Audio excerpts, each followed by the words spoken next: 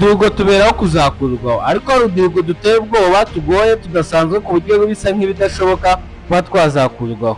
Guhera ku ikipe yamaze imikino myinshi itaratsindwa kugeza ku muntu muremure wabayeho, utu ni uduhigo bidashobora ko twazakurwaho. Dutangiriye kuri Lionel Messi. Lionel Messi yagiye ashyiraho uduhigo tugiye dutandukanye kuko bari umukinnyi watwaye ibikombe byinshi mu mateka, ariko kano gahigo niko konyine bigoye kuba kazasimbura. Mu 2012 Messi yatsinze ibitego 91 byose. Kugira ngo wumve uburyo ibi bisa nk'ibidashoboka, Messi yakuyeho aka gahigo kari gafitwe na Gerard Moura watsinze ibitego 85 mu 1972. Abahanga bavuga ko bakurikije uko umupira w'uyu munsi umeze bisa nk'ibidashobora kuzabona umukinnyi ukora nk'ibi ngibi. Tukivuga ku duhigo tutazigera dukurwaho, uyu niwe muntu wamaze igihe kinini adasinziriye, Laurent Gardner.